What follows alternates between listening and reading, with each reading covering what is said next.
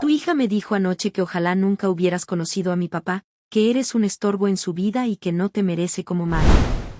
Eso fue lo primero que escuché cuando entré al comedor esa noche, y lo escuché clarito, porque Celeste lo dijo en voz alta sin siquiera molestarse en susurrar, con los brazos envueltos alrededor de mi mamá y la cara enterrada en su cuello para que yo no pudiera ver su expresión. Pero yo sí vi la cara de mi mamá. Y eso fue suficiente para entender que algo se había roto. Mi nombre es Valentina Reyes, tengo 23 años, y Celeste Montoya lleva 16 meses viviendo en mi casa desde que su papá, Daniel, se casó con mi mamá Patricia en una ceremonia que todos fingimos disfrutar. Desde el primer día supe que Celeste era de esas personas que necesitan ser el centro de todo lo que existe a su alrededor, y lo supe no porque me lo dijeran sino porque la observé, que es algo que la gente ya no hace, observar de verdad a las personas. Cuando mi mamá se separó de mi cuerpo para mirarme con esos ojos llenos de lágrimas que no entendía, yo sentí que el piso se movía debajo de mí, no por culpa de lo que Celeste acababa de decir, sino porque vi en la cara de mi mamá que una parte de ella ya lo había creído. Los 3 días siguientes fueron los más raros que he vivido en mi propia casa. Mi mamá me contestaba con monosílabos, cerraba la puerta de su cuarto cuando me escuchaba venir por el pasillo, dejó de preguntarme cómo me había ido en la universidad, y en la cena evitaba mirarme a los ojos mientras Celeste, sentada frente a mí, me sonreía con esa sonrisa de 12 dientes que aprendió en algún manual de personas falsas. Lo más deprimente no era el silencio de mi mamá, sino que yo veía a Celeste haciéndolo con toda la calma del mundo, como si llevara años practicando exactamente esto. Porque llevaba años practicando exactamente esto. Yo todavía no lo sabía, pero lo iba a saber. Cuando finalmente le pregunté a mi mamá qué estaba pasando, ella rompió a llorar y me dijo que necesitaba tiempo, que quizás me vendría bien ir a quedarme unos días con mi tía Carmen mientras las cosas se asentaban, y esa frase me heló la sangre porque mi mamá nunca me había pedido que me fuera de mi casa. Fui a buscar a Celeste a su cuarto, que antes era el cuarto de huéspedes y que ella había transformado en algo que parecía el camerino de una influencer, con luces de neón rosadas y fotos impresas de ella misma pegadas en la pared. Le pregunté directamente qué le había dicho a mi mamá, y ella me miró con esa cara de quien no entiende de qué le hablan, esa cara que tenía tan ensayada que casi daba lástima. Me dijo que no sabía de qué le estaba hablando, que ella solo quería que nos lleváramos bien, que yo era quien siempre había puesto distancia. Y luego dijo algo que me sacudió por completo. Me dijo, con una calma que solo tienen las personas que llevan mucho tiempo planeando lo que van a decir, tu mamá lleva años sola, Val. Merece a alguien que la cuide de verdad, que esté para ella, que no ande en sus propias cosas sin mirar atrás. Yo puedo ser eso para ella. Tú ya tienes tu vida. Me quedé callada 3 segundos que se sintieron como una hora, y luego le dije que se había equivocado de persona y de casa, y me fui a hablar con mi mamá antes de que Celeste pudiera interceptarme. Le dije todo. Le dije que Celeste llevaba meses mintiéndome, que yo nunca había dicho nada parecido a lo que ella le susurró en el comedor, que la amaba y que nunca diría algo así ni en sueños. Mi mamá me miró con esos ojos cansados y me dijo que Celeste ya la había advertido de que yo iba a negar todo, que Celeste ya le había dicho que yo iba a intentar hacer quedar mal a Celeste porque así era yo. La trampa era perfecta, tan perfecta que me dio miedo, porque significaba que Celeste había estudiado cómo funciona esto y lo había ejecutado con una frialdad que ya no era solo drama familiar, era otra cosa. Me fui esa semana a casa de mi tía Carmen, que tiene 51 años, es profesora de literatura y tiene la costumbre de hacer las preguntas que nadie quiere responder. Cuando le conté todo lo que había pasado, se quedó callada con el café en la mano durante casi un minuto completo, y luego me dijo algo que no esperaba, mija, esto que describes tiene un nombre, y ese nombre no es celos ni conflicto familiar. Eso se llama manipulación sistemática, y la persona que lo hace no para sola. Mi tía Carmen había vivido algo parecido con una suegra años atrás y sabía exactamente cómo funciona el patrón, así que en lugar de decirme que me calmara y esperara a que las cosas pasaran solas, me dijo que buscara evidencia, que hablara con gente del pasado de Celeste, que documentara todo porque estos casos casi nunca se resuelven con conversaciones sino con hechos concretos que la gente no puede ignorar. Empecé esa misma noche. Busqué a Celeste en redes sociales y rastreé a personas con quienes había tenido contacto antes, excompañeras de cuarto, amigas que dejaron de seguirla de repente, perfiles que en algún momento aparecían en sus fotos y luego desaparecían. Me tomó 3 días encontrar a Camila Prado, que había sido su compañera de cuarto durante su primer año de universidad en otra ciudad y que ahora vivía a 40 minutos de nosotras. Le escribí un mensaje explicando quién era y pidiéndole que hablara conmigo si tenía tiempo. Me respondió en menos de 20 minutos con una sola oración: sabía que esto iba a pasar tarde o temprano. ¿Cuándo puedes? Nos encontramos en una cafetería cerca de su trabajo. Camila tiene 25 años, el pelo corto y una manera de hablar directa que me cayó bien de inmediato. Pidió un café, lo puso frente a ella sin tomarlo, y me dijo sin preámbulos que si yo era la hermanastra de Celeste, ya podía imaginarse por qué estaba ahí. Me contó que vivió con Celeste durante 6 meses, que al principio parecía simpática y detallista y siempre estaba lista para ayudar, pero que alrededor del segundo mes algo empezó a verse raro. Camila salía con un chico del edificio de al lado y el chico empezó a llegar a las citas con cara de pocos amigos, haciendo preguntas extrañas, inseguro de repente sin razón aparente. Camila no entendía qué pasaba hasta que el chico le mostró una serie de mensajes de voz que Celeste le había mandado diciéndole que Camila hablaba mal de él todo el tiempo en el cuarto, que lo encontraba aburrido, que solo seguía con él porque tenía miedo de estar sola. Camila me mostró las capturas de pantalla que todavía tenía guardadas, con la voz de Celeste clara y tranquila inventando conversaciones que nunca habían existido.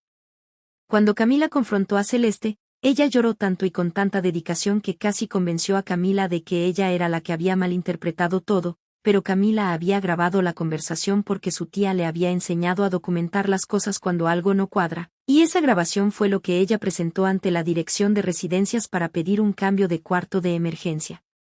Después de esa reunión, Camila me dio otro nombre, Renata Solís, que había tenido a Celeste como compañera el semestre anterior, y cuya historia era casi idéntica excepto que Celeste no había ido por el novio de Renata sino por su hermana menor, a quien había convencido de que Renata la criticaba constantemente a sus espaldas.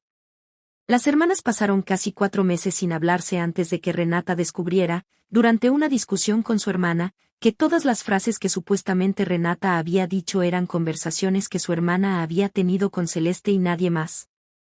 Renata me recibió en su departamento al día siguiente y me entregó una declaración escrita de 4 páginas, con fechas, citas textuales y el nombre de 2 personas más que habían presenciado la manipulación. Me dijo que había esperado que alguien de la familia de Celeste apareciera algún día, y que estaba dispuesta a hablar con quien fuera necesario. Con esas 2 historias en la mano, llamé a mi tía Carmen y le conté todo. Ella escuchó y luego me preguntó si también existía algún hombre en la vida pasada de Celeste que hubiera vivido algo similar, porque según su experiencia, estas personas no distinguen entre tipos de relaciones cuando se trata de controlar a alguien. Tardé 2 días en encontrar a Marco Ibáñez, que había sido el novio de Celeste durante casi un año, 2 años antes de que ella se mudara con nosotros.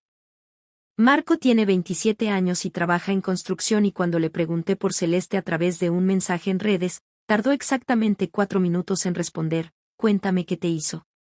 Nos encontramos en el parque frente a su trabajo y Marco me contó que Celeste había pasado meses enteros mintiéndole cosas de sus amigos, de su familia, de su hermano mayor, hasta que Marco terminó peleado con casi todo su círculo y completamente dependiente de ella, porque ella se había encargado de que él creyera que era lo único bueno en su vida. Cuando finalmente Marco habló con su hermano y descubrió que ninguna de las conversaciones que Celeste le había descrito existían, tardó semanas en procesar que alguien podía hacer algo así de manera tan sostenida y tan fría. Marco me dijo que estaría dispuesto a hablar con mi mamá directamente si eso ayudaba, y lo dijo con una convicción que me llegó hondo porque se notaba que todavía cargaba con lo que le había pasado. Ahora tenía 3 declaraciones, capturas de pantalla, una grabación de audio y el testimonio en persona de alguien que había vivido el mismo patrón. Lo que necesitaba era una manera de llegar a mi mamá sin que Celeste interceptara la conversación, así que le mandé un mensaje corto diciéndole que tenía algo importante que mostrarle y que necesitaba verla sola, sin Daniel y sin Celeste, en cualquier lugar que ella eligiera. Mi mamá tardó un día en responder, pero respondió. Nos citamos en el café donde íbamos los domingos desde que yo era chica, ese lugar con las sillas de madera verde y los ventanales grandes, y cuando llegué ella ya estaba ahí con un café que no había tocado y una expresión que mezclaba culpa y miedo en proporciones iguales. Le presenté todo. Las declaraciones de Camila y Renata, las capturas de pantalla de los mensajes que Celeste le mandó al novio de Camila, el relato de Marco, y la grabación donde la voz de Celeste se escuchaba inventando conversaciones que nunca habían existido. Mi mamá lo leyó todo en silencio, pasando las páginas despacio, y a la mitad de la declaración de Renata levantó la vista y me dijo con una voz que casi no reconocí: esto es exactamente lo que me dijo de ti. El patrón era tan idéntico que ella sola lo conectó sin que yo tuviera que explicarle nada más.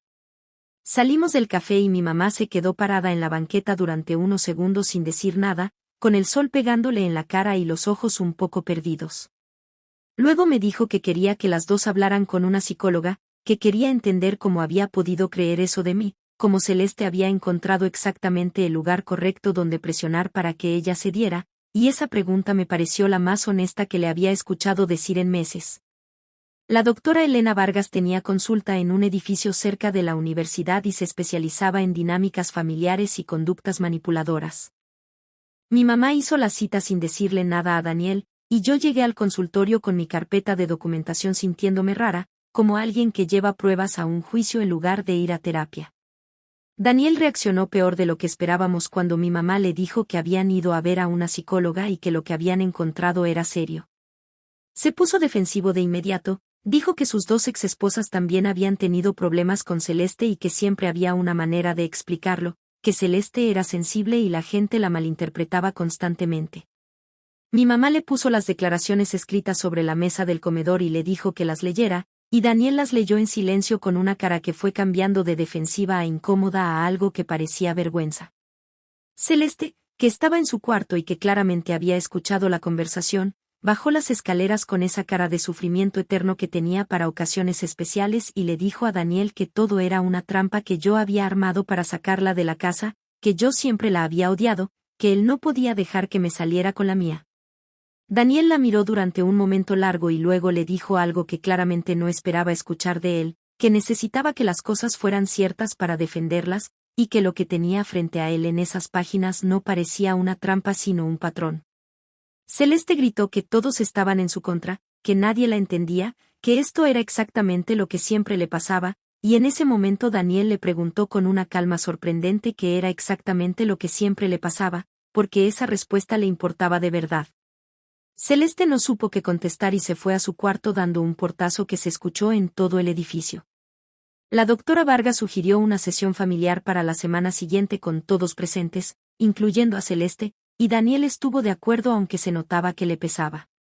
Celeste dijo que no iba a ir a ninguna terapia porque no estaba loca, y Daniel le dijo que no era una invitación sino una condición para que las cosas pudieran seguir en esa casa.